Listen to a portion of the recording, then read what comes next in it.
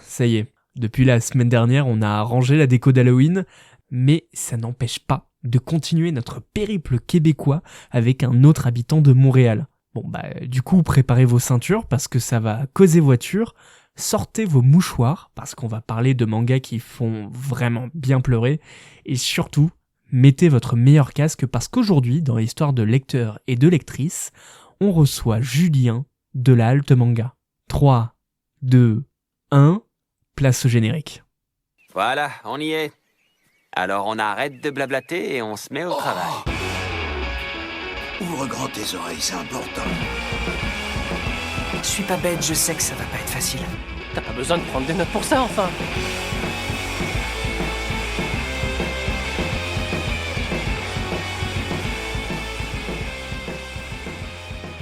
Et bonjour à toutes et à tous, j'espère que vous allez bien, que vous passez une bonne journée, une bonne soirée, ce que vous voulez. J'espère que ça va en ce temps automnal, j'espère que aussi vous n'êtes pas trop dans le coltard avec ce changement d'heure, décidément je n'arrive plus à parler, plus les émissions avancent, je crois que je suis fatigué.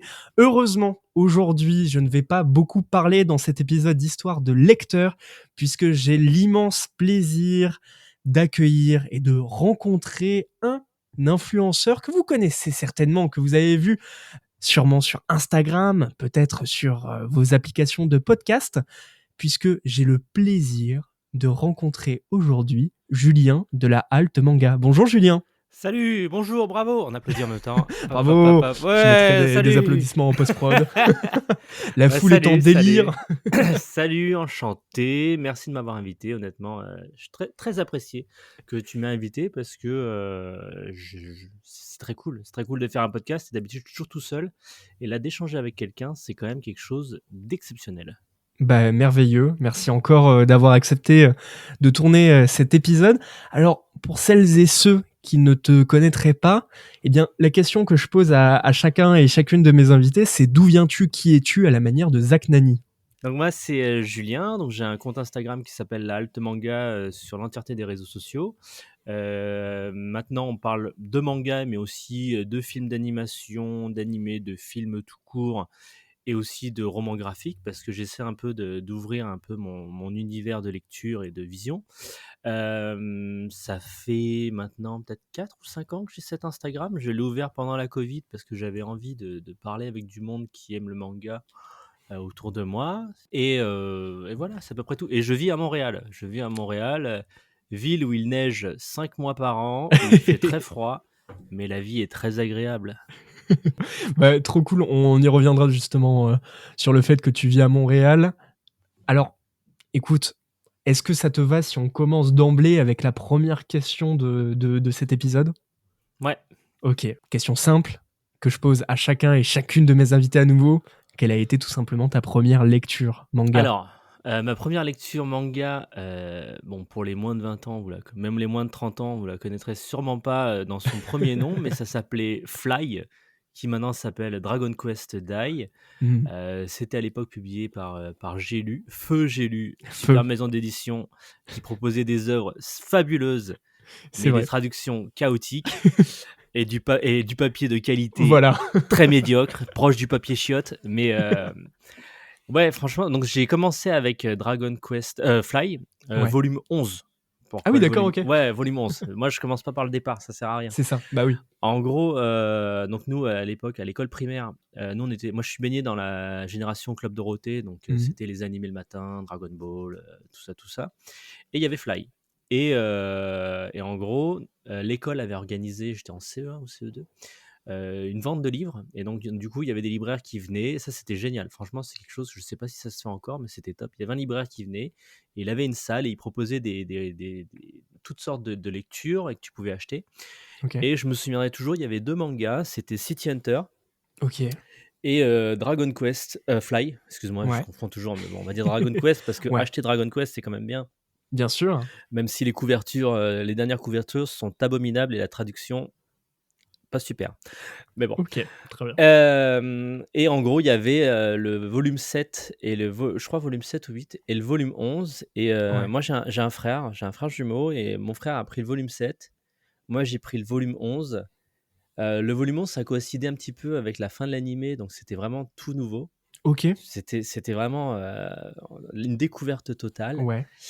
et je me souviendrai toujours l'endroit où j'ai lu, l'endroit, c'est-à-dire dans mon salon avec une lampe qu'on n'allume jamais, qui était OK. allumée et là j'ai lu, ce volume 11 et ça a été, vraiment, il y a des pages à la fin, Ouais.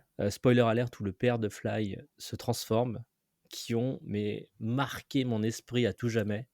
Ouais. Je les ai feuilletés, c'est peut-être genre, 5-6 doubles pages et ça a été pour moi le coup de foudre. Ça a été vraiment le coup de foudre et ça a été, l'une des plus belles soirées et surtout le point de départ, d'une grande aventure, qui est, ma passion pour la lecture, OK. et ça a commencé comme ça et depuis, j'en ai acheté pas mal. Je suis passé par des périodes un peu chaotiques, Ouais. où, où je regardais des gars qui achetaient des jeux PlayStation et qui voulaient faire les full sets et moi je voulais faire la full set de chez J'ai lu.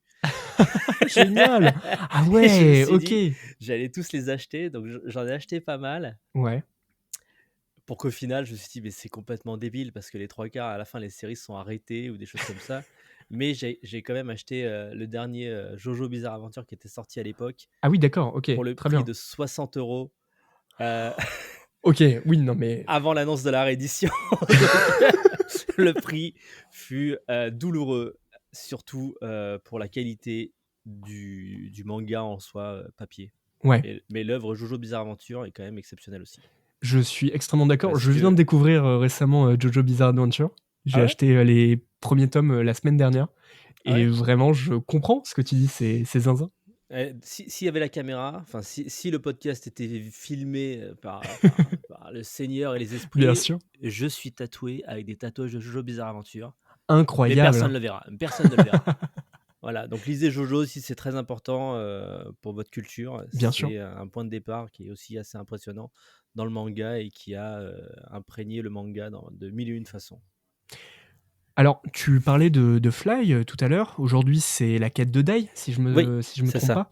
c'est ça. Qu'est-ce qui t'a plu dans cet univers? Et est-ce que tu peux nous le présenter aussi, cette histoire, qui t'a plu, tant que ça? Alors, Dragon Quest Dai, c'est l'histoire de Dai, donc c'est un petit enfant qui vit, par contre, je vais charcuter les noms parce que moi, les prénoms, moi, c'est les noms j'ai lus, donc comme je disais, ils ont franchisé les noms. C'est-à-dire Ouais, que, Pop, il s'appelle Popou, Fly, il s'appelle Dai, il s'appelle Fly, ouais, Crocodin, bon, bref, tout ça, tout ouais. ça. Donc on va essayer c'est l'histoire d'un petit enfant qui est le seul humain d'une île remplie de monstres et en fait, ces monstres sont devenus tous très gentils à la mort du roi des démons. Mmh. Sauf que, un jour, le roi des démons revient et les animaux, en fait, les monstres redeviennent un petit peu sauvages et Fly, fait la rencontre de son maître, Aban, qui est le flow incarné, la classe incarnée, la sagesse et la musculature et la force incarnée. Et en même temps, il rencontre son futur meilleur ami, Pop, qui est un magicien un peu trouillard. Et il arrive un certain événement et en gros, ils sont amenés à voyager à travers le monde. Et en fait, c'est ce qui est intéressant, c'est cet appel à l'aventure. C'est de se dire: «On part, mais vers quoi? On ne sait pas». Ouais. Et ça reproduit un petit peu la thématique, c'est Dragon Quest, donc des schémas narratifs des jeux vidéo. Donc c'est-à-dire, c'est par un niveau, on commence par le niveau 1, on tape les méchants, on tape le boss. On va au niveau 2, on tape les méchants, on tape le boss parce qu'il y a 7 ou 8 grands méchants, OK, à affronter au d'accord. fur et à mesure, qui ont aussi des sous-méchants dedans, des sous-généraux, des choses comme ça. Et au fur et à mesure, il y a beaucoup aussi de questionnements sur les méchants, qui sont méchants, mais en fait, ils sont pas méchants. Derrière, c'est un peu comme, «Ah bah, on t'a battu, mais je te mets la main sur l'épaule et je comprends ta douleur», tu vois? Mmh, OK. Et en fait, Fly, c'est toute une aventure sur 37 volumes qui se résume en amitié, combat, passion et vraiment grande aventure avec un gros mot, grosse lettre A. Genre, c'est vraiment OK, très une bien. très, très belle aventure et comme je dis, ça m'a tellement marqué que bon, l'œuvre est chez mes parents actuellement, que Ouais. quand je rentre en France chaque année, je la relis. Je la OK. relis au moins une fois par an, même si je connais, tout, tout ce qui se passe. C'est toujours un plaisir de me replonger là-dedans et me dire, c'est comme un échappatoire. C'est un vrai échappatoire, cette série. Tu la lis et tu es transporté dans cet univers. OK. Mais j'ai une question derrière ça parce que tu disais que ça passait au Club d'eau. À la même époque, il y a Dragon Ball qui passait et j'ai l'impression que Dragon Ball a beaucoup plus marqué les esprits que Fly, alors que bah, de ce que tu racontes, ça a l'air d'être plus ou moins le même processus Bah, narratif. Fly, il y a eu un arrêt d'animé, donc ça s'est arrêté au volume 6 ou 7, 8, D'accord, je sais ok. plus. Donc c'était vraiment le début de l'aventure. C'est vraiment, on arrive vers les arcs qui sont un peu plus poussés et tout ça. Donc je pense que c'est pour ça que ça a pas tant marqué, parce que ça doit faire quoi, une quarantaine d'épisodes Ok, d'animé, donc ouais. ça marque rien. Ça marque vraiment un faible lectorat, mais moi ça m'avait marqué à l'époque parce que j'étais baigné par ça, et aussi peut-être par, comme je dis, quand j'ai acheté ce manga, c'était peut-être par manque de choix, parce qu'il y avait vraiment Fly et City Hunter. Hmm. S'il y avait eu Dragon Ball Z à côté, est-ce que j'aurais pris Dragon Ball Z, et est-ce que mon aventure aurait été différente sur la lecture? Peut-être. Mais là, ce que j'avais sous le nez, c'était Dragon Quest. Ok. Et je ne regrette pour rien au monde, parce que j'ai quand même lu ensuite Dragon Ball et des choses comme ça, et qui est tout aussi bien, très différent, mais tout aussi passionnant. Très très bien. Et on a reçu dans Histoire de lecteurs et de lectrices d'autres personnes qui ont grandi plus ou moins sur ta même génération. Je pense notamment à Nesrine Mezouane, Caroline Segara. Elle nous disait à l'époque qu'il y avait une offre pléthorique. Enfin, justement, pardon, à l'inverse, vraiment peu d'offres. Au Mhm. final, c'était possible d'acheter tout ce qui sortait, puisque bah, il n'y avait pas tant de séries qui sortaient en même temps. Est-ce que tu faisais partie de ce mouvement-là, de tout acheter de ce qui sortait? Et à travers ça aussi, est-ce que durant l'adolescence, tu as eu un moment de creux où tu as arrêté de lire du manga ou pas du tout? Alors, à l'époque, moi, j'achetais pas tant de séries. J'ai acheté, mes choix ont été vraiment très portés sur Dragon Quest. Ça a été Ouais. la série que j'ai suivie, mais vraiment à sa sortie. Ensuite, je suis passé directement avec Yu-Gi-Oh! Ok. Chez Kana à cette époque-là. Donc, il y a eu quand même un gouffre. Et en fait, la publication de Dragon Quest, moi, je suivais que Dragon Quest. Je savais que mon cousin, lui, avait tous les City Hunter Ok. que je lisais. Il avait aussi à ce moment-là Bastard. Ok. Ouais. Bon, c'était surtout pour se rincer les yeux en regardant des nanas quand t'as 8 ans, t'es genre waouh! Mais bon. Et oui, en fait, il n'y avait pas beaucoup de choix, mais les prix étaient très faibles aussi d'ailleurs. C'était Mhm. 20 francs à l'époque, donc c'était 3,50 €. Après, c'est passé à 25, ensuite c'est passé à 30, et aujourd'hui, maintenant, c'est passé à beaucoup trop. C'est clair. Mais en choix, oui, les choix étaient très restreints. Il y avait vraiment, c'était l'époque de l'édition pastel, de tout ce Mhm. qui était Dragon Ball. Il y avait aussi les Sailor Moon et les choses comme ça. Donc le choix était très restreint, et tu te dirigeais naturellement vers le peu de séries qui te parlaient et que tu avais vu dans le Club Dorothée, où tu disais: «Ah bah, c'est une série pour garçons, donc je vais pas Mhm. acheter Sailor Moon». Et voilà, donc Et petit à petit, au fil de tes lectures, tu commences à amasser un certain nombre de séries à ton Pokédex. Et on arrive à 2024-2025. mmh. Et comme tu le disais, durant la Covid, tu as pu lancer ton compte Instagram. J'ai écumé un peu tout ton compte et j'ai regardé 2-3 séries que tu montrais, que tu mettais en avant.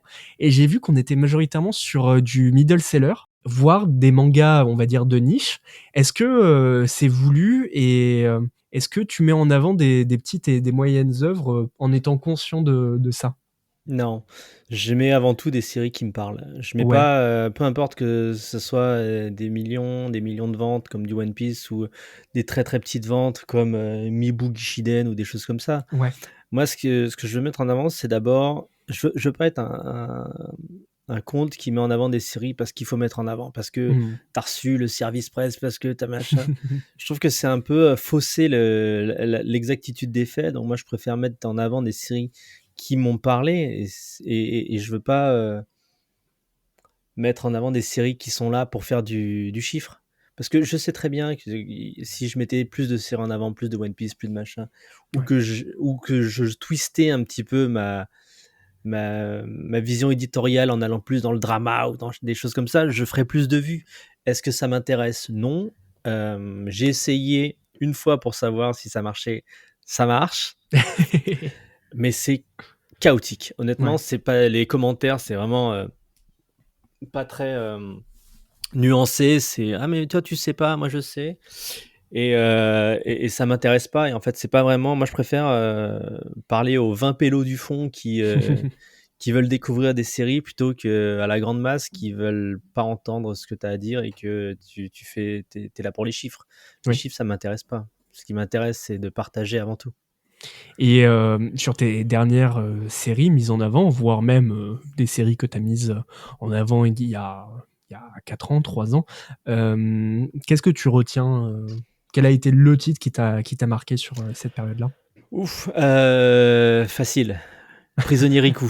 Prisonnier Ok, très Riku, bien. c'est pour moi un chef-d'œuvre. Un chef-d'œuvre comme Ouais, il est rare de lire dans sa vie.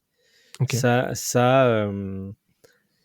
Ça m'a touché. En fait, dès qu'on arrive dans des séries un peu dystopiques mais proches de nous, Mhm. pas des séries lointaines où est-ce qu'il y a des vaisseaux spatiaux et tout, on se dit, ah, peut-être dans l'hypothétique, il y a des choses. Mais là, c'est dans un futur proche où il y a vraiment une exploitation des riches et des pauvres, un emprisonnement, même des valeurs humaines qui sont, dans cette série, sont exacerbées. Les joies sont très fortes et les peines sont très très fortes. Mhm. En gros, l'histoire, pour ceux qui ne savent pas, c'est un enfant qui vit dans un... Il y a une météorite qui tombe sur le Japon. Et en gros, de cet impact naît en fait énormément d'enfants orphelins et aussi il y a un bidonville qui se crée dans cet endroit-là et qui est un repère de miséreux. Vraiment, c'est que des miséreux, c'est mal famé, il y a toujours de la violence, il y a toujours des choses qui font que ça se passe mal. Et le Japon décide d'entourer cet espace avec un dôme de verre. Donc du coup, la misère reste dans la misère et cet état et dans ce microcosme un peu du Japon, il y a un enfant qui s'appelle Riku qui lui est plein de candeur. Il est vraiment très gentil avec le monde, même si au début il est un peu farceur, il est un peu mignon, tout ça. Et son mentor, parce qu'il est orphelin, c'est le chef de la police de son quartier. Ils sont très amis ensemble et tout, sauf qu'arrive un événement où ce mentor meurt et il est accusé de ce crime et il est enfermé dans une prison qui est le repère de tous les plus gros loupards, les Ouais. plus gros meurtriers, tout ça. Et c'est vraiment une série qui est horrible. Et en gros, tous les loupards, enfin, ils font des meubles. Ils font des meubles pour les riches. Ouais. Donc, c'est tous des ébénistes. Et en fait, Riku veut s'échapper de cette prison pour venger en fait son père adoptif. Et c'est ça le pitch de base. Et donc, du coup, ils font un peu une prison break de comment s'échapper d'une prison qui est soi-disant infranchissable, où est-ce qu'on peut pas s'échapper et on peut pas rentrer si t'es pas autorisé. Et ça dure 37 volumes et c'est fabuleux. Et il y a un spin-off aussi qui est aussi génial, mais qui est trop court. Ok. Et cette série, c'est publié chez Akata. Akata qui Mhm. propose généralement des séries assez différentes de ça et des séries très très niches. Mhm. Là, ils ont publié cette série et c'est pour moi un chef-d'œuvre. Vraiment, je vous conseille à tout le monde de lire cette série. Ça pousse vraiment toutes les émotions à leur paroxysme. Je dis même les valeurs d'amitié sont très très fortes. Mhm. C'est fabuleux. Et en gros, ça dépend aussi des personnages qui sont tous gris. Donc il y a personne qui est noir, il y a personne qui est blanc, sauf le grand méchant qui est très noir.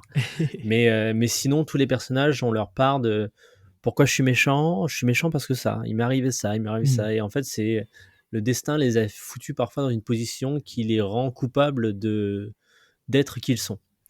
Donc je vous conseille de lire Prisonnier Riku, c'est fabuleux. Merci beaucoup.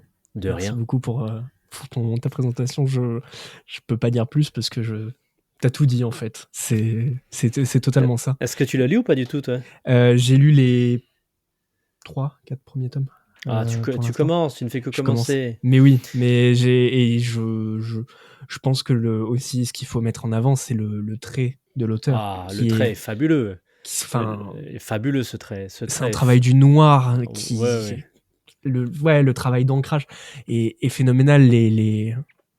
Comme tu dis, c'est un travail. Comment l'auteur arrive à travailler sur les émotions, notamment sur les visages. Enfin, c'est. Bah, je trouve ça fou en fait déjà de faire des histoires d'évasion. Moi je trouve ça déjà Ouais, incroyable parce qu'il faut maîtriser ton histoire principale et derrière faut maîtriser une histoire d'évasion. oui. Et donc faut mêler les deux en disant ouais on va les faire avancer d'un côté mais en même temps faut les faire s'évader en même temps, on va les faire rencontrer. Et c'est comme deux histoires en parallèle qui sont parfaitement maîtrisées là aussi, hein. Donc vraiment Et je crois C'est que top. c'est sûrement l'un des rares, mangas qui parle d'évasion de prison, qui le fait de manière, sérieuse.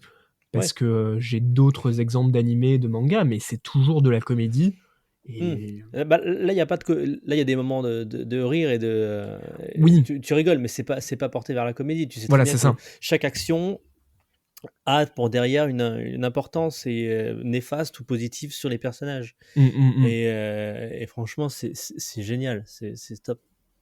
Et derrière, des titres comme, Riku et d'autres, j'ai vu aussi sur ton compte que tu mets en avant, un autre style de récit qui est le manga de sport. Ouais, Je crois que c'est j'adore. quelque chose qui te parle, non? Ah ouais.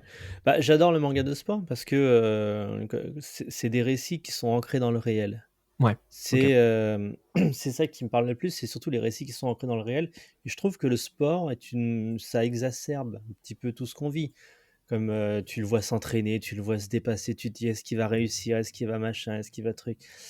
Et tu le suis comme si tu étais un coach de l'ombre. Tu le regardes, Mmh. tu dis: «Allez, allez, allez, bats-toi, bats-toi».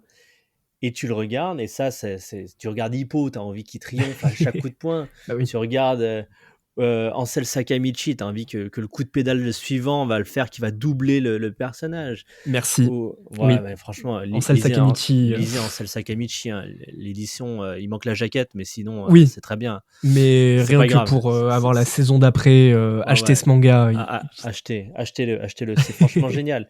Et tu sais, moi, les mangas de sport, c'est la première fois que j'ai pleuré devant un manga. C'est rare, hein. C'est ouais. rare que je pleure devant une œuvre. Ça me touche au plus profond, tu sens. J'ai le cœur qui se serre et tout, mais la première fois Mmh. que j'ai pleuré, c'est en lisant Rookies.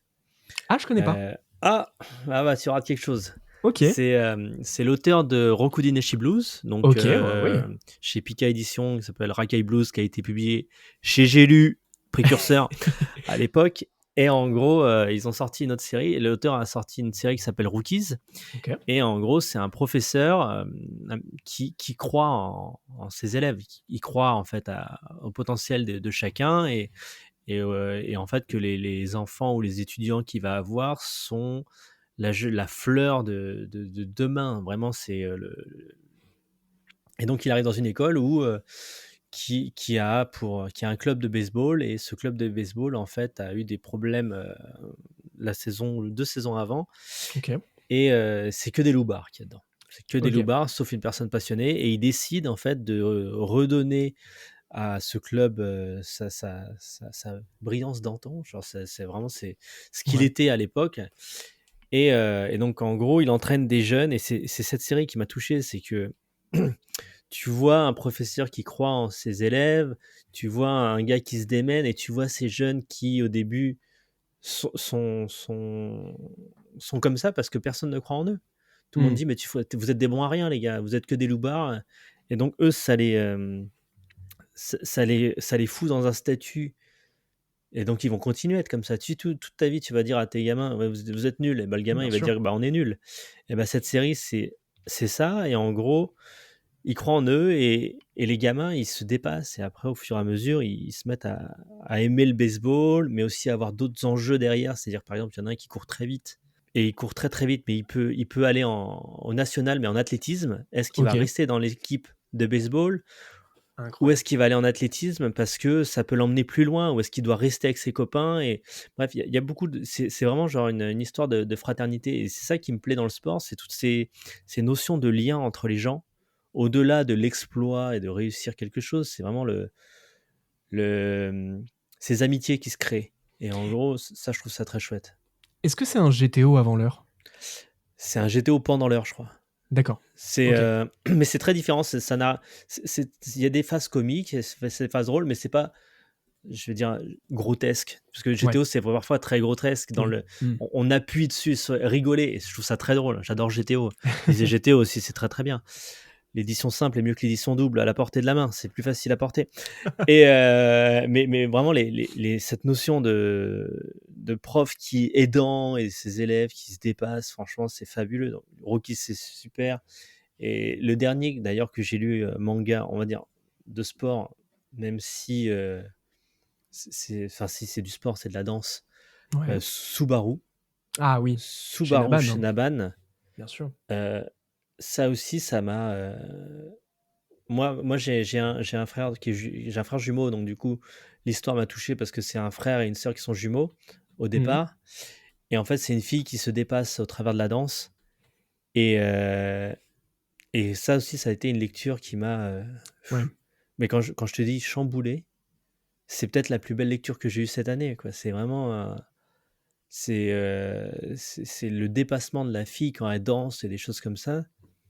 Ça m'a pris aux tripes et je me suis dit, c'est un chef-d'œuvre qu'on a entre les mains. Heureusement que c'est retombé maintenant parce que c'est l'auteur de ma seconde série préférée, d'une de mes séries préférées de sport, Capeta. Et oui. Lisez Capeta, c'est aussi fabuleux, mais comment il s'appelle le bonhomme? Attends, je vais regarder.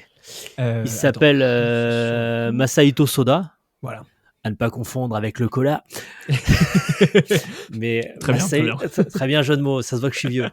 Mais Masahito Soda, les mangas de sport, mais il en mange au petit déjeuner, matin, midi, soir. Mmh. La maîtrise narrative, lui, il mange tout le monde. Et comme je dis, mais Capeta, en fait, tout ce qui est, comme je dis, les relations humaines, ça me touche. Capeta, c'est la relation entre un père et son fils. Mmh. Comment ils se retrouvent et comment ils s'épaulent l'un l'autre avec derrière le karting, enfin la F1, tout Oui. ça. Et cette relation père-fils, ça aussi, moi, dès qu'il y a de la père-fils, dès qu'il y a famille, tout ça là, moi, c'est checking list, tu sais que ça va être une bonne série. Ouais. OK. Et ça aussi, Capeta, le père et le gamin, oh là là, ça a été un chef-d'œuvre. Donc quand ça a été annulé, feu l'époque, Noé graphique, tel Jésus-Christ qui a ressuscité aujourd'hui, Bam! quand ça a été rannoncé, crois-moi, j'ai cru que j'allais chialer, hein. C'est rare, hein, mais te dire qu'il y a des gens qui vont lire cette série, te dire que ça revient et que ça va enfin arriver peut-être à Ouais. son final. Moi, j'espère, hein, honnêtement, je prie le Seigneur tous les jours, si vous voulez, hein, pour ça. Mais lisez les œuvres du bonhomme, lisez Capeta, lisez Subaru, c'est passionnant. Vraiment, c'est des lectures qui vont vous marquer toute votre vie. D'autant plus que, on va dire que pour découvrir, Soda, voilà, Masahito Soda, pardon, j'avais plus le nom, les rythmes de parution sont quand même assez, honorables puisque Subaru, il me semble que ça va être en 9 tomes pour des Ouais, gros pavés. c'est des gros pavés de 7 ou 8 tomes, genre 9, 7, 8, 9. Wow. Ouais, Moins de 10. et voilà, c'est ça, donc reste une petite série, et on va dire que pour Capeta, qui va être plus grand, il me semble que c'est 42. c'est ça 42? 42, un truc comme ça. Mais Subaru, il y a une suite, hein. Ah d'accord, je ne savais Donc pas. c'est Très bien. la première partie pour l'instant, 7 ou 8 tomes. OK. Et après, il y a une suite qui paraît qui est tout aussi bien. Mais Subaru, ouais, si vous voulez vous faire un plaisir de moins de 10 tomes, c'est très très bien, hein. N'allez Oui. pas dans des séries beaucoup trop longues. Capeta, c'est très très bien. C'est très long, ça va être très très long, ça va être l'histoire d'une vie, hein. Oui, voilà, c'est ça. Bah, mais on reste sur un rythme de parution, on va dire, qui est quand même assez Plus intense. sympathique. Ouais, le rythme de parution maintenant est quand même assez intense. Mais juste, si aujourd'hui vous êtes ado, vous mangez vos petits déjeuners, à la fin de la série, vous allez avoir votre premier gamin dans les bras. Donc dites-vous que le choc va être violent. Merveilleux. Mais alors, tu vois, tu m'as emboîté le pas parce que dans un épisode de Salut la Team, qui est ton podcast, Ouais. on y reviendra, tu disais que les mangas de sport extrapolaient les émotions. Ça, on en a parlé. Mais est-ce que, justement, pour extrapoler les émotions, le manga de sport se doit d'être peut-être moins réaliste que ce qu'on vit dans la vraie vie? Ou au contraire, on a quand même des mangas de sport assez réalistes? Ouais, on a des mangas de sport en fait qui sont réalistes, comme Ascension ou des choses comme ça, hein. Ascension de comment il s'appelle? De Shinichi Sakamoto. Shinichi Sakamoto, exactement. Qui est là, est réel, mais 100%. Après, on a des mangas de sport qui sont un peu plus fantaisistes comme Ice Shield ou des choses comme ça. Voilà. Ou est-ce que le gars il te fait un Devil Bat, c'est des choses comme ça. Mais en gros, moi, ce qui m'intéresse plus, c'est que ça soit des récits qui sont ancrés dans notre réalité. Comme j'ai dit, c'est là où est-ce que j'arrive le plus à m'identifier, à Ok. me dire que ça peut arriver aujourd'hui, ça peut arriver demain, ça peut être quelque chose que je ferai un jour. D'ailleurs, c'est pour ça, genre, Ascension, moi j'ai commencé l'escalade après. Parce que la série, je me suis dit pourquoi pas moi? Pourquoi pas moi? J'aimerais vivre ce genre de choses, j'aimerais vivre ces pics d'émotion, ces pics d'intensité. Parce que moi, je suis pas un grand sportif, mais je fais quand même du sport. Mais c'est des choses que je peux atteindre. Ouais. Je peux atteindre ce pic d'euphorie, ce pic de machin. Alors que il y a des récits qui me touchent. C'est One Piece, ça me touche, mais ça me touche sûr. pas au point de me dire je peux le faire. Là, jamais je serai pirate et jamais je voguerai à travers l'océan. Il y a Là, une le question fait d'identification, en fait. Exactement, c'est l'identification. Pourtant, il y a des récits, comme je dis, qui me touchent. Hein. Free Ren, tout me touche dedans. Mais jamais je ferai un périple avec un elfe de 1000 ans pour le plaisir de marcher et de tuer du démon. Mais dès que c'est ancré dans le réel, je me dis que c'est des émotions que je peux atteindre et que c'est des émotions auxquelles je peux m'identifier. Et là, je me dis, je peux m'identifier dans ce dépassement, je peux m'identifier dans cet échec, je peux m'identifier ou même adopter le même mindset que certains personnages en me disant, si je fais comme lui, je sais que je pourrais atteindre son but, que je pourrais être pas son égal, mais que je pourrais toucher du bout du doigt ce que lui ressent. Et c'est pour ça que moi j'aime bien dès que c'est ancré dans notre réalité. C'est Hippo, j'ai regardé des animés, à chaque coup de poing, je me disais demain, je vais finir champion de boxe. Spoiler alert, ce n'est pas arrivé. Bon, peut-être demain, qui sait. Peut-être pas. Parce que derrière cette question d'identification aussi et de réalité, ou plutôt de réalisme, je pensais à des contre-exemples comme Blue Lock, où tu vois, en tant que lecteur, personnellement, je vois le spectacle, je vois peut-être la mentalité qui me touche pas aussi, donc ce qui fait que j'arrive pas à m'identifier. Mais on reste sur du manga de sport, mais en même temps, on n'est pas sur les mêmes dynamiques que ce qu'on pourrait trouver pour son opposé dans Aoashi, par exemple, tu vois. Ouais. Toi, tu te positionnes comment sur ce spectre? Aoashi, ça me touche plus, comme j'ai dit. Alors que Blue Lock, au début de Blue Lock, je trouvais que ça me touchait énormément parce que je trouvais quand même une phase de réel, tout ça. Dans le début du manga, où est-ce que je me dis, un sacré frappe, sacré machin, un truc bidule. Là, je me suis dit, j'arrive à m'identifier. Mais au bout d'un moment, c'est parti dans un show, presque, attention, j'ai des pièces de puzzle qui s'assemblent, je vois la... Et en fait, ça partait dans des trucs qui ne me parlaient plus du tout, où c'était plus du show de retourne acrobatique que dans un minimum de réalisme, tu vois. Là, c'est Captain Tsubasa, moi ça me touche parce que d'accord, il y a des tirs de l'aigle, il y a des tirs du tigre, tout ça, mais tu sens que les gars ils galèrent. Tu sens qu'il y a une mise en scène qui est un peu plus sobre entre guillemets.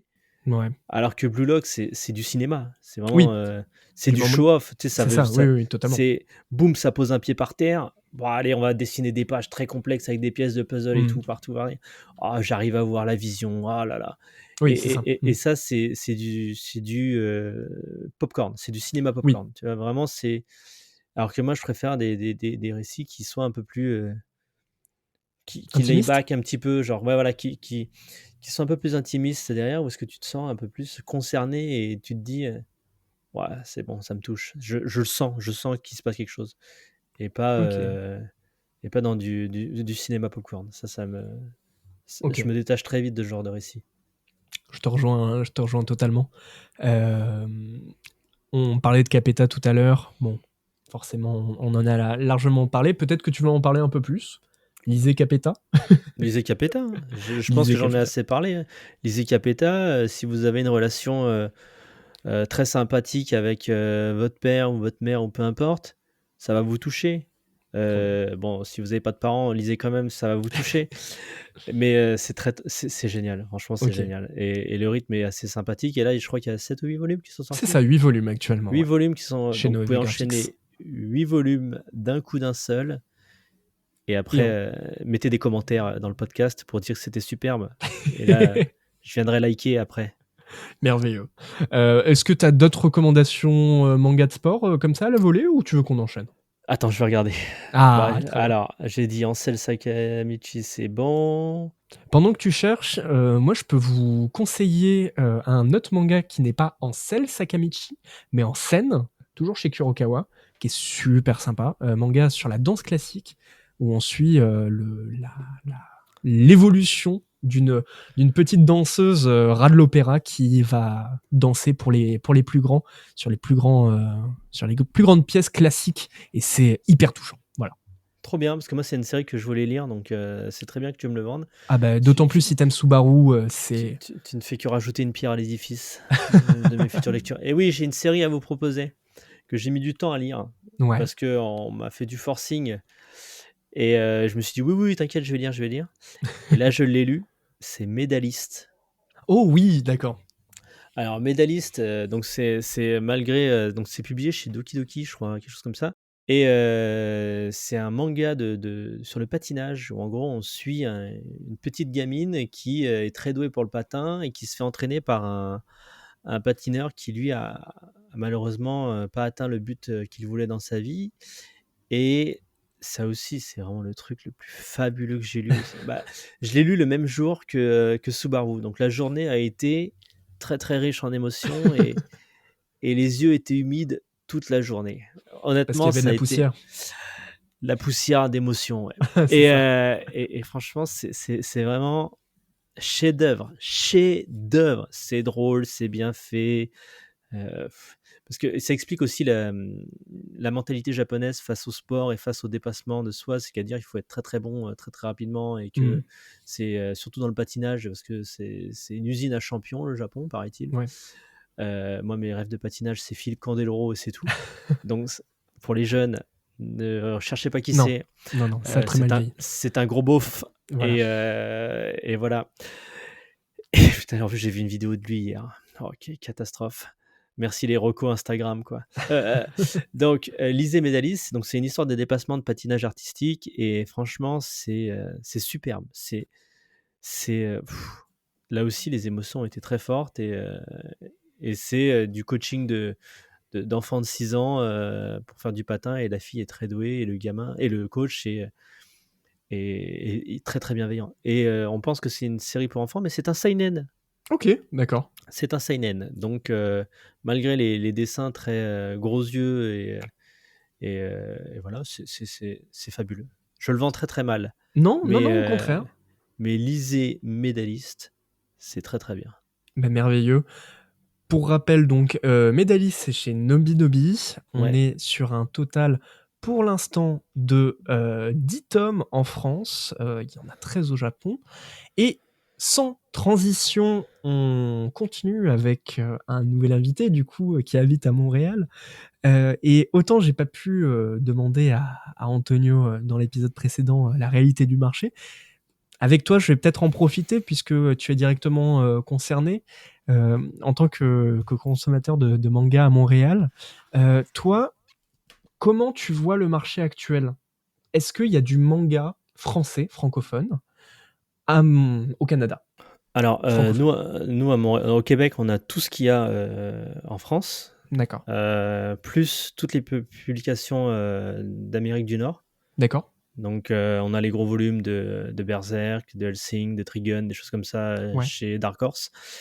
On a exactement la même chose, sauf que sinon, on a un délai de parution qui est quand même décalé. Donc, on a un décalage de environ 1 mois à 3 mois par rapport à vos publications. Donc, c'est-à-dire que nous, par exemple, je me souviens toujours le Kagurabashi qui est sorti, je crois que c'était janvier, quelque chose comme ça. Non, février-mars.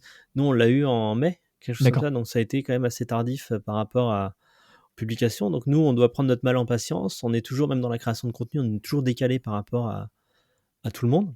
Ok. Mais on a exactement la même chose, sauf que nous, les prix sont beaucoup plus chers. D'accord. C'est-à-dire que le volume simple de Naruto, par exemple, coûte 10 €.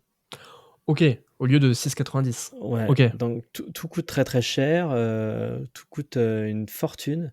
Ouais. Si vous allez ensuite dans les romans graphiques comme les éditions 619 avec les Mathieu Bablet, pour ceux qui connaissent, c'est Shangri-La, Carbone et Silicium, tout ça. Shin-Zero.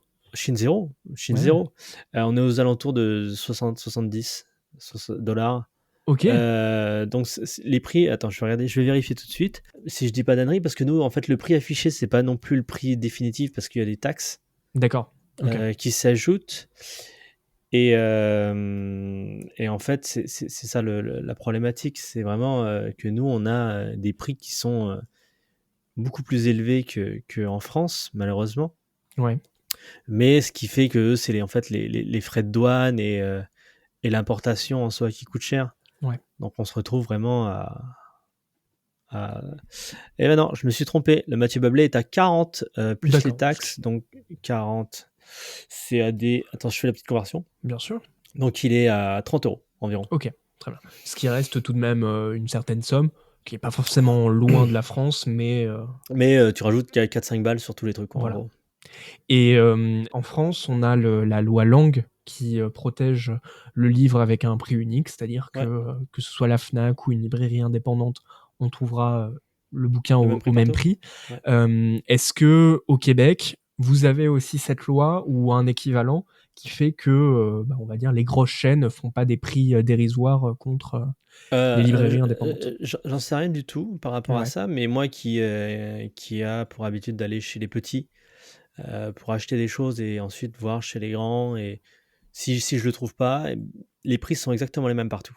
D'accord. On a Ok. quand même un marché de l'occasion qui est présent. Il y a une boutique Ok. à Montréal qui est ma boutique préférée de tout Montréal. D'accord. Et où est-ce que je suis obligé d'acheter en occasion parce que j'achète du neuf pour certaines séries, mais d'autres en occasion. Ouais.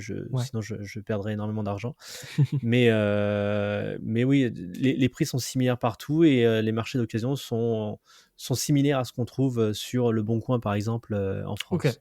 Ouais. Donc c'est 4,50 le manga, 4 € le manga en occasion.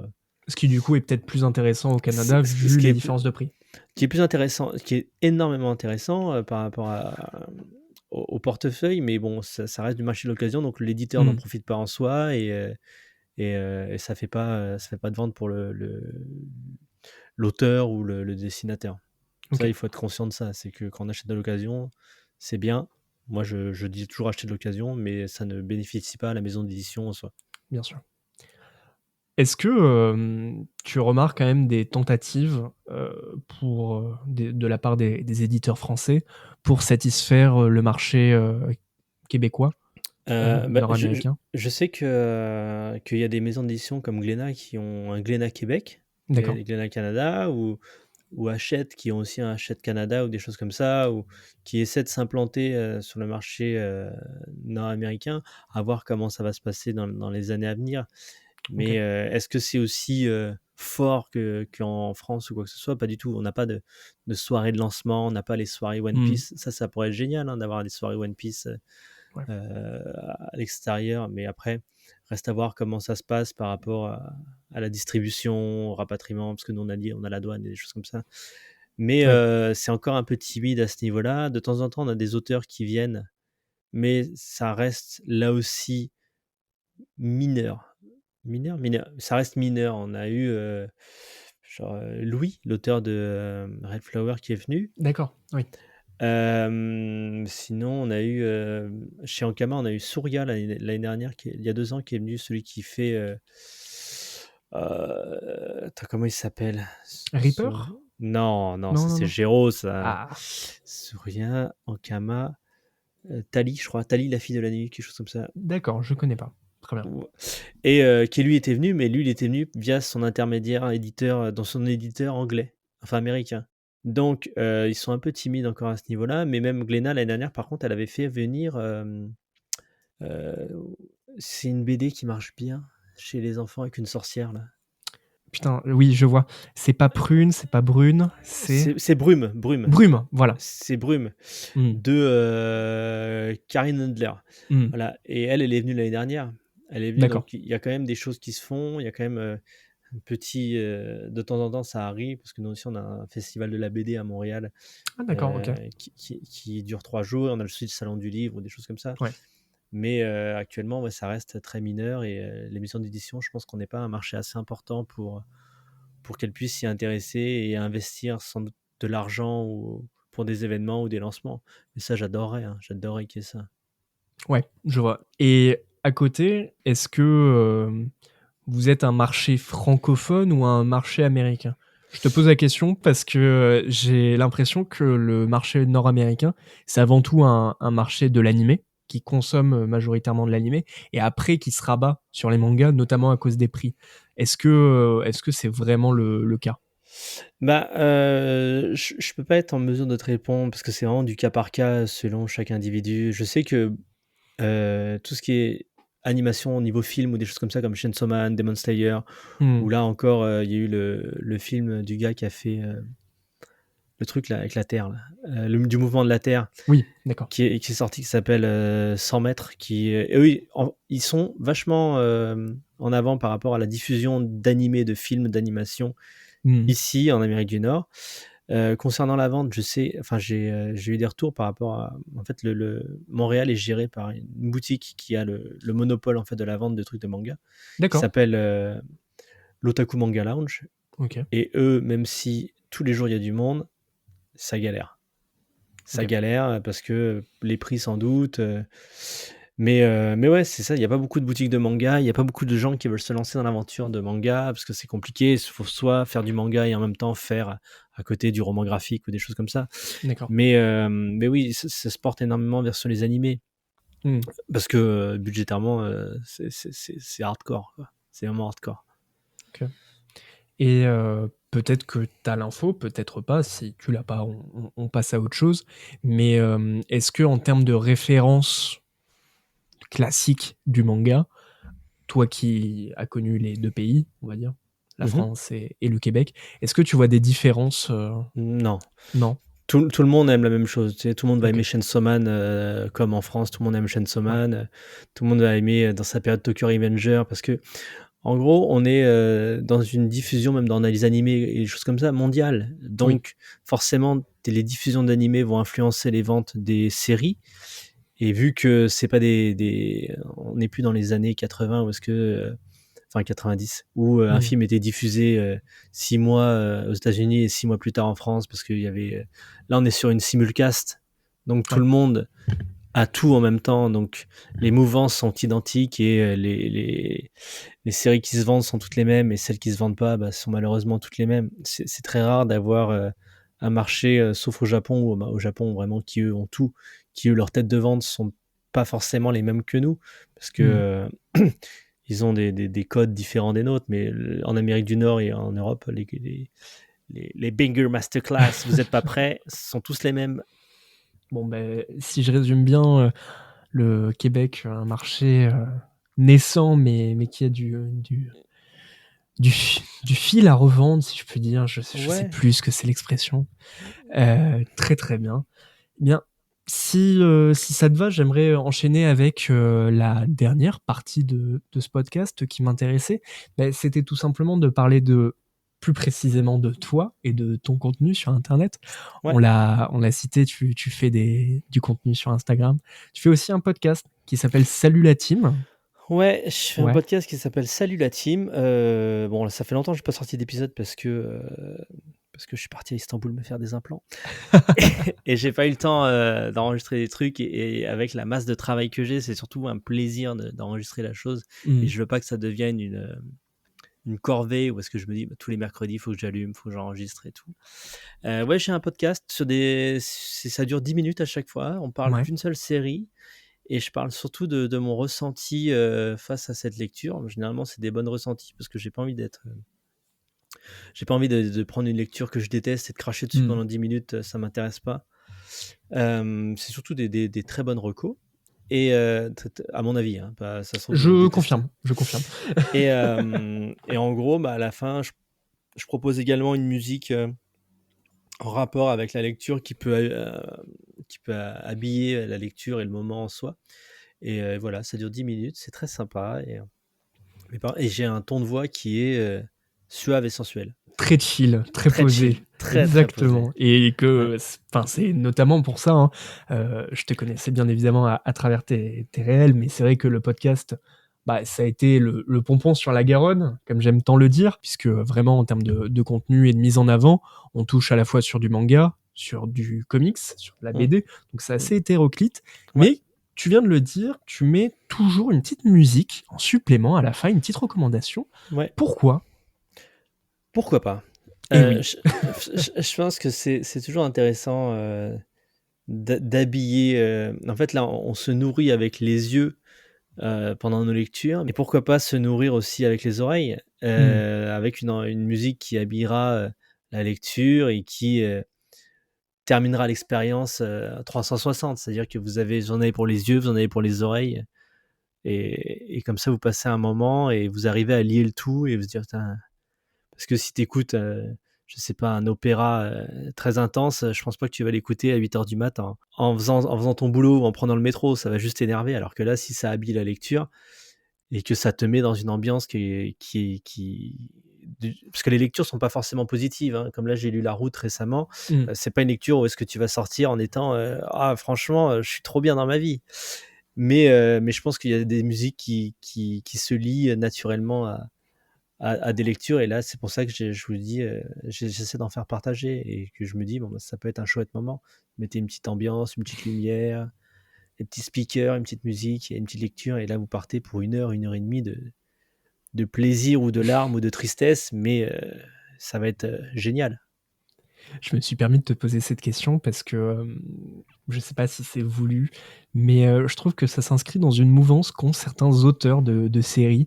Les 2 séries qui me viennent en tête, par exemple, c'est, She Wasn't a Guy dont je parle beaucoup dans ce Ouais, podcast, mais aussi, Shujin X de Suichida qu'on ouais, connaît, surtout pour Tokyo Ghoul, où justement à la fin, ils mettent pour chaque chapitre, une musique, chaque chapitre ou chaque moment clé, ils mettent une musique à écouter, durant la lecture et ce qui fait que le manga est plus du tout juste une affaire, visuelle, mais comme ouais. tu le dis, une affaire, 360, également sonore et les émotions, viennent aussi d'un tout, comme, Bah, ce bien qu'on pourrait sûr. avoir dans un film.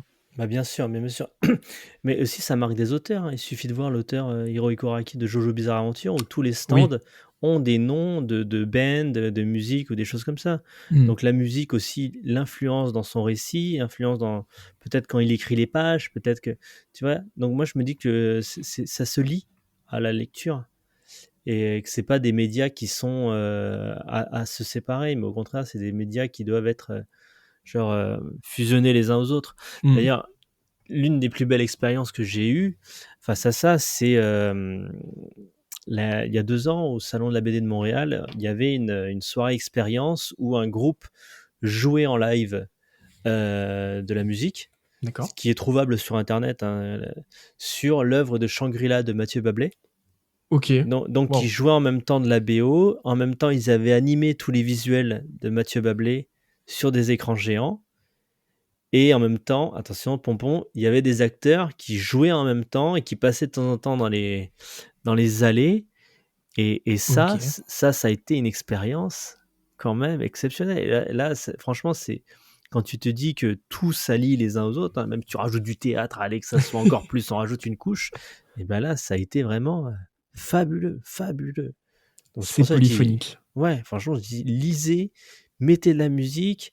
Comme tu l'as dit, She Wasn't a Guy, c'est avec les 2 filles qui sont dans l'école, qui sont ensemble, et qu'en fait, elle tombe amoureuse en pensant que c'est un gars, et en fait, bah et non, c'est la Eh fille de non. la classe qui vend des vinyles, et bah, c'est une série géniale aussi. Oui. Donc vous voyez que la musique a un lien, tout, et en plus, il y a de la couleur un petit peu. Ce Oui. petit vert qui est très sympathique, Je mais me battrai pour, que cette série soit reconnue par tout le monde. Je suis bah, désolé, mais ce Pantone vert présent franchement, sur toutes les pages, c'est cette série, c'est un bon vendeur. Honnêtement, ouais. ça marche très, très bien, chez Mangetsu, et même à l'international, hein. À Mmh. New Ouais. York, mon pote, il avait été. Il OK. a il y a une boutique de manga à New York, il y avait des stands, juste dédiés à ça, tu vois? Oh, Avec trop des bien. acryliques, des machins. Donc lisez She Wasn't a Guy, c'est franchement, c'est top. Et c'est seulement en 3 tomes pour l'instant chez, Mangetsu, donc foncez. Oui, C'est oui.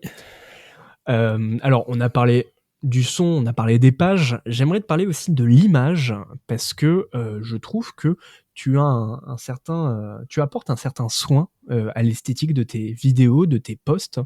Est-ce que, tu as des inspirations, une direction artistique qui définit tes posts? Bah, en fait, j'ai pas prétention à dire que mes posts sont bien ou quoi que ce soit. Je fais surtout des choses qui me plaisent, Ouais. et en fait, j'ai la chance, moi, par mon métier, vu que je suis graphiste, Mmh. et donc je fais un peu aussi de montage, je fais vraiment de tout, de pouvoir mettre en scène les choses que je veux. C'est-à-dire que si je prends une photo, je peux la retoucher, je peux faire de la rotoscopie, je peux faire peu importe. Honnêtement, je peux tout faire, Et c'est pour ça que j'ai de la chance et que j'ai envie de mettre en avant des séries par des, euh, des posts un peu particuliers qui reprennent un petit peu ish cover de magazine avec un grand titre au-dessus, du texte sur les côtés, bref. Mmh. J'essaie et je les rends aussi un peu plus verbeux parce que il y a des comptes Instagram qui sont très verbeux dans leurs critiques et des choses comme ça et qui me poussent à me dépasser un petit peu, tu vois. Genre, je Ouais, donnerai les noms plus tard, carrément. mais il y a des Instagram qui m'ont poussé à me dépasser parce qu'ils sont trop forts. Genre, les gars, Ouais. ils sont trop forts. Chaque post, c'est un poster. Et moi, je me suis dit, bon, bah, j'étais arrivé au bout de ce que je faisais avant dans des posts, c'est-à-dire une photo, la classique, tu sais, où les gens prennent leurs Oui, photos dans les mains et que derrière, je modifiais le fond. Au voilà, bout d'un ouais. certain temps, je me suis dit, bon, faut proposer quelque chose d'un peu plus, qui me parle un peu plus, où est-ce que je m'identifie un peu plus facilement. Et oui, donc je m'inspire simplement je regarde de temps en temps, tu sais, il y a des tutos qui pop, Mmh. comment faire cet effet, comment faire ce truc. Mais après, j'ai pas la prétention de me dire que je fais des grandes choses, je fais juste des choses qui me plaisent. Ouais, mais tu vois, je pense, par exemple, le dernier post, que tu as pu faire et qui m'a beaucoup marqué, c'est le visuel que tu as fait pour, l'épisode 5 de Salut la team qui était sur, Kokoku et Coucou! Ouais, bah voilà, ça c'est le genre de truc que j'aime faire. Genre, vraiment, je me suis dit pourquoi pas, tu vois? pour, Et les auditeurs, il faut imaginer un fond de rue, avec, très urbain, avec un passage piéton et toi qui fais semblant de chuter, on va dire? bah, en fait, c'est une série sur le temps qui se fige, Ouais, sur le temps qui s'arrête. Donc c'est l'instant figé. Et là, en gros, je voulais que ce soit moi qui soit bloqué dans le temps avec les pages qui volent un peu à gauche à droite et lisez coucou, c'est vachement bien, c'est vachement bien. mais ne regardez pas Mais l'animé. regardez le générique, il Oui, est très voilà. bien. Le générique est très bien. Regardez La le musique est générique, top. enregistre-le dans Spotify, Deezer, je sais pas comment ça, Apple Music, mais sautez l'animé, lisez. Ouais, 8 volumes ou 9 volumes, ça va très vite. c'est vrai En 2 et jours, encore c'est trouvable. oui, largement trouvable. Moi, je les ai pris dans une bibliothèque. Je les ai Merveilleux. trouvés dans une bibliothèque et j'avais acheté le 1, 2, 3, 4, mais à Ouais. Montréal, c'était pas trouvable. Donc c'est pour ça que j'ai fini la fin à la bibliothèque. Mais lisez coucou, c'est superbe, superbe. Sauf la fin, mais superbe quand même. Bah, tu viens de parler de la bibliothèque, autant continuer avec, une autre question. Pareil, dans tes posts, on le disait, tu mets une ambiance assez chill avec, je prends notamment tes réels, hein, vinyle en fond, fauteuil, bien choisi, des fois des filtres, pour les images qui rendent l'atmosphère assez réconfortante, pardon. Dans quel, environnement tu t'immerges pour lire? Bah, dans du confort. Ouais. Honnêtement, la priorité, c'est pas le staging, avoir le petit siège, le petit machin. La priorité, c'est que je sois bien assis. La priorité, c'est que, en fait, c'est mon chez moi, donc j'ai la chance de le meubler de la façon que je veux et la priorité, c'est le confort. Genre, Mmh. là, si vous allez attends, non, je j'ai pas posté, mais le prochain reel qui va sortir, vous allez voir mon nouveau canapé. C'est un lit, il est Incroyable, gigantesque. Il est incroyable. gigantesque. Franchement, IKEA, de temps en temps, font des fauteuils. Vous avez l'impression d'être dans un lit ou dans un nuage ou sur un nuage. Ouh, Mais oui, OK. la priorité, c'est avant tout le confort et en fait, d'être dans un espace qui permet de me déconnecter après des journées de travail éreintantes. Parce que, comme je dis, moi, je suis quelqu'un qui travaille énormément. Mmh. D'où mon irrégularité de poste et mon irrégularité de poster ou de répondre à des DM ou n'importe quoi. Mais je travaille énormément et il me faut des moments où est-ce que j'arrive à me déconnecter. Et donc je dis grand canapé, lumière, prenez des lumières qui se règlent. Oui. Vous voyez, avec des thermostats et des lumières. Mettez pas les couleurs funky, bleu, rouge, vert, ça sert à rien. Mettez petit jaune, petit orange, 20%, sortez votre livre, mettez-vous sur le canapé, petit peu de lecture, petit peu de musique, et croyez-moi que vous allez passer des soirées, fini les boîtes de nuit, hein. Bonjour le plaid, bonjour le thé, et bonjour le canapé, hein. Et à l'inverse, tu pas de tendance à lire dans le métro ou dans les transports, Bah, je prends pas le métro. En fait, D'accord. Montréal, c'est en fait, moi, comme je suis à mon compte, je travaille de chez moi Ouais. Et je vais assez rarement chez les clients. Et Montréal, c'est une ville qui, quand il neige pas, ça se fait très bien à vélo. Et D'accord. moi, Ok. j'adore le vélo, donc il y a des anti-pistes de vélo à Montréal, mais moi je dis c'est très bien aujourd'hui comment elle est la ville. Mais ouais, je prends plaisir à faire tout à vélo et à profiter de l'extérieur et de prendre le temps à vélo. Donc je ne lis pas dans le métro et en fait, vu que c'est une ville qui est très grande, ça fait 2 ou 3 fois Paris, mais le Mhm. système de métro est très limité. Ça tourne autour en fait du Mont-Royal, donc c'est la montagne centrale. Mhm. Et on met pas plus de 20 minutes à aller à un endroit A à B. Très bien. 20-25 minutes. Donc le temps de sortir ton livre, le temps de te poser, tu sors déjà. Donc Ok. c'est pas le meilleur moyen. Ou sinon je lis dans des cafés. Ouais. Mais Ok. le meilleur endroit pour lire, c'est mon sofa.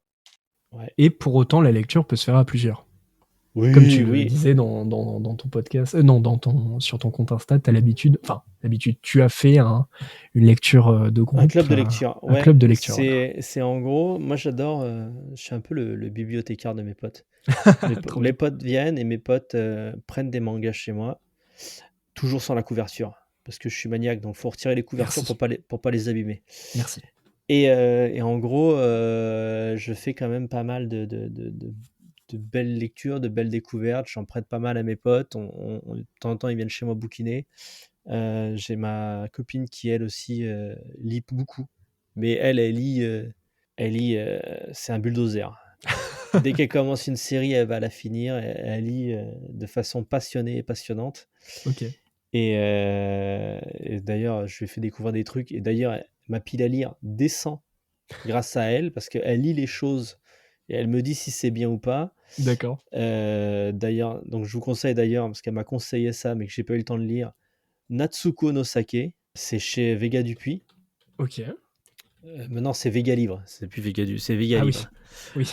Chez Vega Livre, c'est une fille qui apprend en fait à faire du saké et qui reprend le l'héritage familial à un moment de sa vie, et elle apprend à faire le saké. Et c'est tout ce qui est autour du saké, tout ce qui est agriculture, travail du paysan, discussion. Ok. Elle le vendrait beaucoup mieux que moi. Je ne le vends pas très bien, mais c'est 5 ou 6 5 volumes, 6 volumes, 6 On est volumes. sur 6 volumes, 6 double. volumes, 6 volumes doubles, donc c'est un peu épais. Mais là aussi, il paraît que c'est une des plus belles lectures que vous pouvez avoir de votre vie, même si vous ne buvez pas d'alcool. Très Parce que très bien. c'est pas ça le sujet principal. Manga de Akira Ose. Est-ce qu'on est proche des Gouttes de Dieu ou Non, on s'en éloigne? les gouttes de Dieu, c'est oh, est-ce que tu Ok. vois le champ de fleurs et la fille avec le chapeau? Eh ben non, moi Eh je ben, vois du vin, terminé. ouais. Voilà, c'est Ok. moi je bois pas d'alcool, donc du coup c'est pas des choses qui me parlent Ouais. énormément, même s'ils sont là-haut, hein, tu sais, les gouttes de Dieu ils sont là. Ok. Très bien. Ils sont là-haut, mais c'est vraiment une lecture pour moi. Moi c'est en fait c'est bizarre parce que j'ai eu mon stage, on va digresser un petit peu, mais Ouais. j'ai eu un stage il y a quand j'avais 18 ans chez Animeland, Ok. où je faisais de la maquette. Et là, ils m'ont fait découvrir les gouttes de Dieu. Et moi, j'avais adoré les gouttes de Dieu. Parce que je me suis dit, ouais, franchement, le vin, si c'est bon, tu arrives à voir au-delà de ça. Tu arrives à ressentir le petit goût de châtaigne, le petit goût de fruits des bois et de mûres écrasées. Bien sûr, bien sûr. Et en fait, bah, je me suis dit, mais pourquoi pas moi? Moi aussi, je vais faire un truc. Hop, je vais goûter, je vais sentir les arômes de café, machin, truc. Que dalle. Que dalle. Et en fait, la projection est tellement forte que moi, je ne l'avais pas, quoi. Et après, je Ok. suis parti à la Fnac, je me suis dit, tu sais, de temps en temps, ils font les coffrets cadeaux à la con, là, Oui. avec des petites fioles. Sentez les fioles et savez ce que c'est. Tu sens et tu dis, bon, t'es un nez, tu vas pouvoir deviner si c'est de la pêche ou de la banane. Spoiler alert, personne ne saura la différence entre la pêche et la banane si c'est dans une fiole. Et franchement, c'est chaotique. C'est Ouais. franchement chaotique. Et donc, du coup, bah, moi, j'ai arrêté l'alcool naturellement il y a maintenant Oui. 10 ans. Ok. Mais j'ai pas cette vision de me Cette dire culture du. Ouais. ah ouais, la Ok. culture du vin, c'est vraiment. Mais pourtant, je respecte énormément. Je trouve ça génial, hein. Les gars qui arrivent à deviner un cépage et qui disent 1902, Ça, je Savignon. reconnais. Ça, je Exactement. reconnais, c'est de la pisse. Et non, et en fait, ça, j'y arrive pas, tu vois. Mais je respecte énormément le métier, quoi. étant de Bordeaux, je devais. Je comprends ton. Je suis passé par là aussi et c'est très compliqué. Au final, Ah, la c'est dur, châtaigne, hein. elle reste accrochée à l'arbre et pas dans mon verre. Exactement. Tu la regardes et elle bouge pas, quoi. Exactement. Alors, on a parlé beaucoup de lecture, on a parlé de modalités de lecture, si on veut utiliser des mots savants qui nous donnent un air détestable. Mais j'aimerais continuer et peut-être terminer sur ce qu'on aime tous les deux, le manga, Ouais. et peut-être autre chose que le manga, vu que dans Salut la team, tu parles, eh bien, on l'a dit, pas forcément que de manga. On a cité donc La Route de Manuel Arsenet, que tu confrontes à Valkyrie Apocalypse en même temps que tu parles et que tu salues Judas de Jeff Loveness et de Jacob Rebelka, si je ne me trompe pas. Ouais, c'est ça. C'est ça? Ouais. OK, et bah, j'ai l'impression que tu as l'air d'avoir des goûts éclectiques. Est-ce que, selon toi, ces médiums, communiquent entre eux? Est-ce que les uns, piochent chez les autres et inversement? Bah, il y a forcément des références qui sont prises chez les uns et les autres, hein, que ça soit dans le système narratif, dans le dessin, même dans le trait ou des choses comme ça. C'est forcément on s'inspire pas seulement dans les livres, mais aussi dans la peinture ou, dans l'art, plus général. C'est pas forcément, le médium lecture qui se regardent entre eux en disant: «Hey, tu fais la lecture, je fais la lecture». On Ouais. regarde pas ce qu'il y a autour, mais il y a toujours, prise d'inspiration, ailleurs. Tu sais, il y a des très grands illustrateurs qui n'ont pas forcément fait de la moindre BD ou quoi que ce soit, hein. S'il Oui. suffit de regarder, Gustave Doré qui a inspiré Miroir ou des choses comme ça, donc oui, tout s'inspire, tout s'inspire. Le médium, c'est aux finalités, c'est un papier, ce que tu dessines sur le papier, enfin maintenant sur la tablette, mais l'inspiration, tu peux la trouver, même dans ton camembert le matin. Franchement, tu peux trouver de l'inspiration partout et tout le monde s'inspire de tout le monde. C'est très difficile maintenant de proposer quelque chose qui n'a pas été fait ou qui est totalement, nouveau. Et est-ce que toi, tu es sensible à ces clins d'œil qu'un auteur peut faire, à une Oui, autre œuvre? forcément, tu regardes en disant: «Eh, je reconnais», tu vois? Je reconnais le petit truc, tu sais, ça te fait sourire parce que, implicitement, ça booste ton ego à te dire: «Eh, je reconnais, vous voyez, j'ai des références. Je suis un homme de goût et j'ai des belles lectures». Et c'est vraiment ce qui nous définit, ça booste l'ego, mais au final, si ça lui fait plaisir de foutre une petite référence de machin dans son œuvre, tant mieux pour lui. C'est juste, je pense que lui, il le fait pour que l'auteur le voie et qu'il lui dise: «Hey, merci d'avoir lu mon œuvre». C'est un truc, où est-ce qu'il se tape sur l'épaule. Mais au final, est-ce que moi ça me parle et que ça me fait sourire, mais est-ce que je vais dire: «Oh, bête de lecture, parce qu'il a mis une référence?» Absolument pas. Si le reste c'est nul à chier, bah, ça sera nul à chier et Ouais, si c'est excellent, bah, ça peut être excellent sans aucune référence. très bien. Je te posais cette question parce que, j'ai l'impression que, de plus en plus, dans certaines œuvres, on pousse au clin d'œil. Typiquement la moto Ah, d'Akira, oui, la moto d'Akira avec le dernier, Batman, voilà, bah, avec le dernier Absolute Batman, Batman. Absolute Batman, qui est très, très bien Que d'ailleurs. Lisez Absolute excellent. Batman. Ouais, ouais, totalement. Excellent, excellent.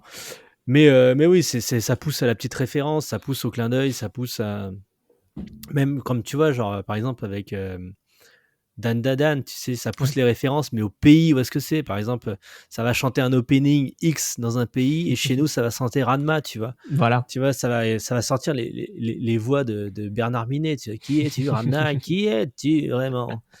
Et tu vois, donc ça pousse vraiment le truc en disant: «Eh regardez, c'est pour vous, vous le public français!» Mais oui, moi ça me fait sourire honnêtement, même mes Dan Dadan, c'est des spécialistes là-dedans, hein, avec Ouais. leur épisode où est-ce qu'ils ont mis le visual kei en avant avec X Japan et en fait après l'auteur c'est enfin le Yoshiki, le batteur de X Oui. Japan et leader qui a dit: «Mais je ne comprends pas, je ne comprends pas, vous êtes fan? Mais attention, on prend mon œuvre, mais je ne comprends pas» Attends, et mais et quoi? qui et qui devient totalement sénile et Ouais, totalement idiot, retourne faire du champagne, Yoshiki. c'est ça. Tu meilleur là-dedans, à l'époque, tu meilleur dans la chanson. Mais oui, c'est des clins d'œil, tu sais, tout le monde se fait des clins d'œil à tout le monde, hein. C'est pour booster, leur petit ego et en même temps dire: «Eh, je t'aime bien. Merci, merci, grâce à toi, j'en suis là aujourd'hui». Bon, donc les références, ça plaît. Hem, J'ai envie d'être polémique pour cette dernière question. Tu Ouais. as enflammé la toile avec l'un de tes réels où tu as clamé haut et fort le manga m'ennuie. Alors, s'il vous plaît, auditeurs et auditrices, ne sortez pas les fourches, parce qu'il y a un contexte à tout ça.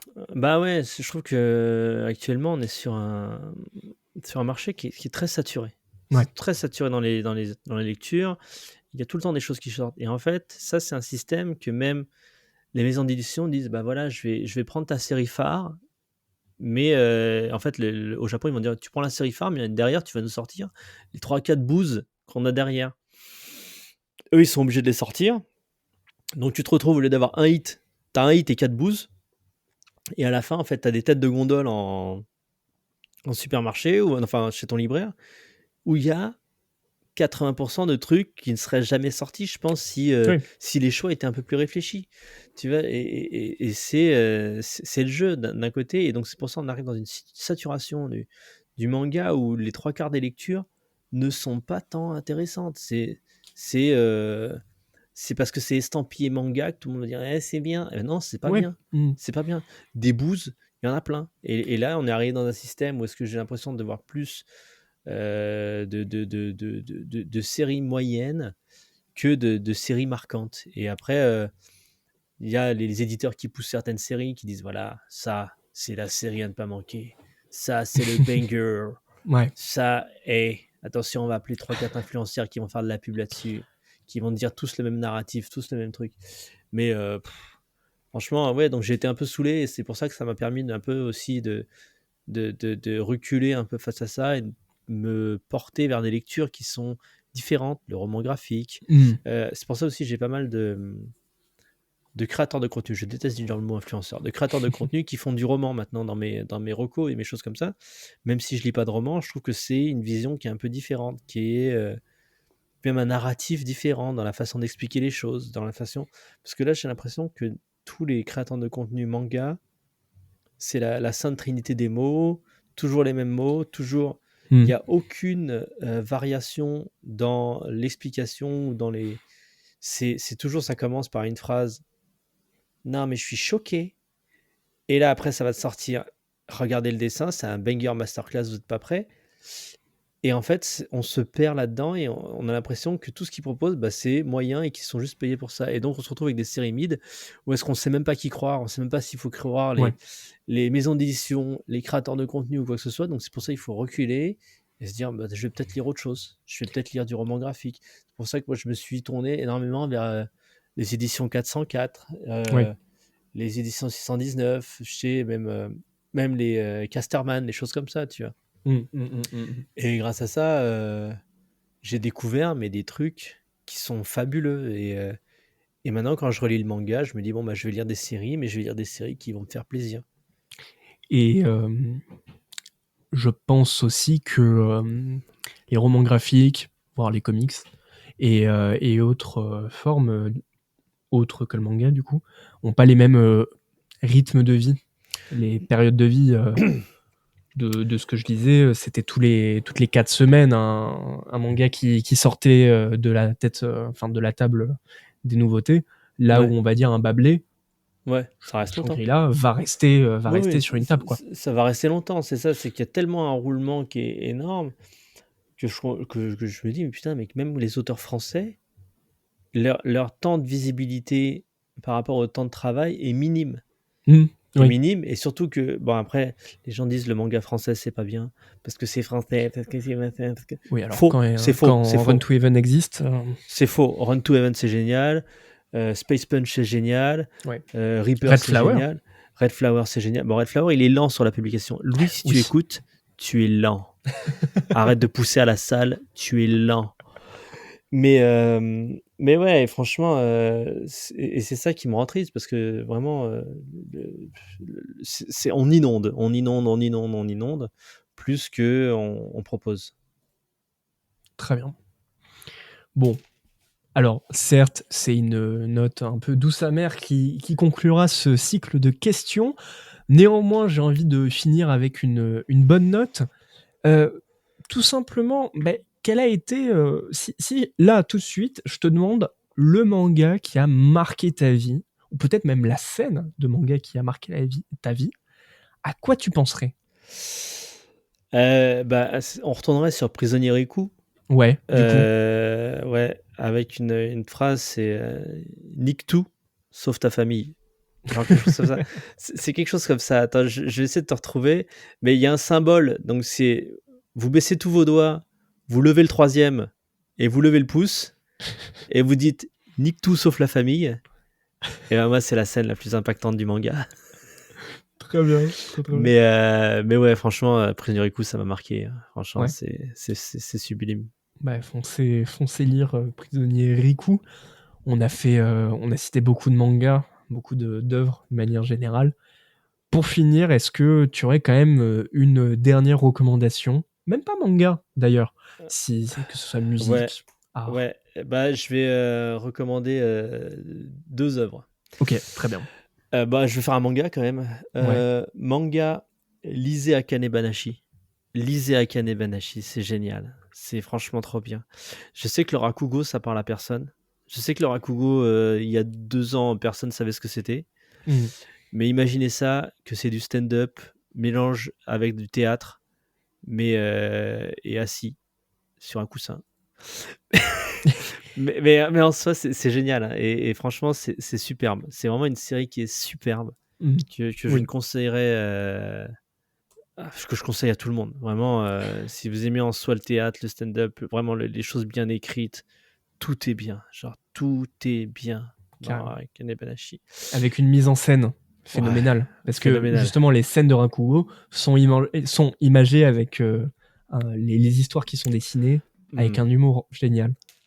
Ouais, franchement, c'est top. Et au fait, la phrase de Prisonnier Riku, c'est « On veille sur les nôtres et on emmerde le reste ». Très bien. Donc voilà, très très Ouais, bien comme c'est phrase. classe. C'est classe. Et sinon, une autre lecture de Jules Naleb chez Konyae Éditions. C'est un roman graphique, ça s'appelle D'accord. Ishemima. Ok. Que je conseille et que je reconseille et que je reconseille à tout le monde.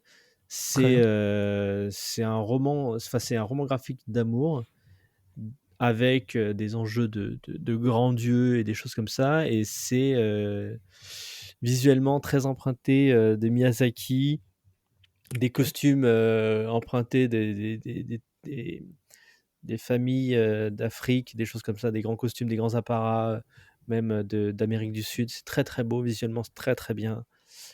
C'est une série qui m'a beaucoup marqué et Jules Naleb, en fait, c'est le point de départ vers un univers plus complexe qu'il est en train d'ouvrir.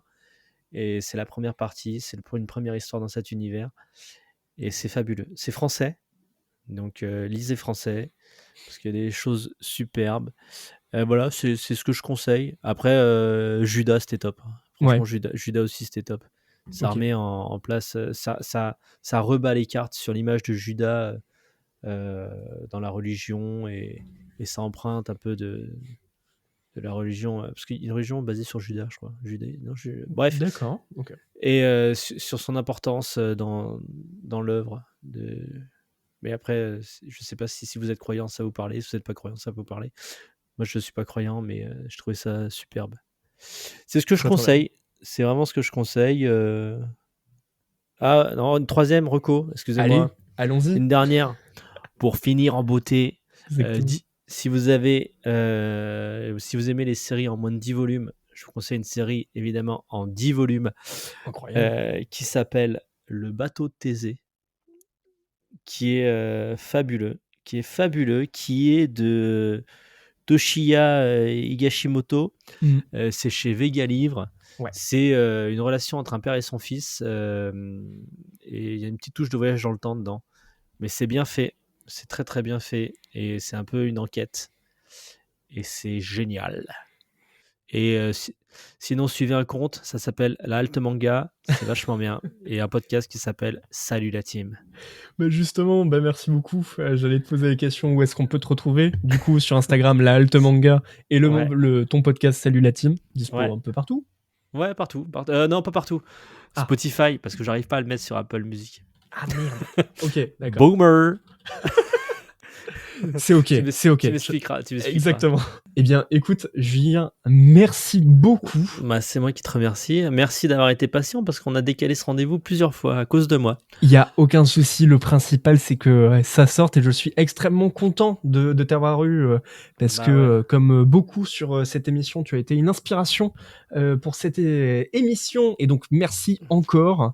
Et eh bien, écoute, comme on le fait à chaque fois, on a un peu l'habitude à la fin de dire le slogan de l'émission. Est-ce que Ouais. tu serais OK de le dire? Et bien évidemment, je vais te le dire, et c'est le manga est né livre et partout, il est dans les cases. C'était Entre Pods, le podcast qui parle à la fois de manga, de romans graphiques, de comics et surtout qui parle de lecture. Bisous tout le monde. Bisous! L'épisode vous a plu? Vous souhaiteriez en apprendre plus? Alors n'hésitez pas à nous rejoindre sur Instagram, Threads et TikTok. De la part de toute l'équipe, nous tenions à vous remercier sincèrement d'avoir écouté ce podcast. D'ici là, prenez soin de vous, n'arrêtez jamais de lire et à très vite pour discuter entre pods.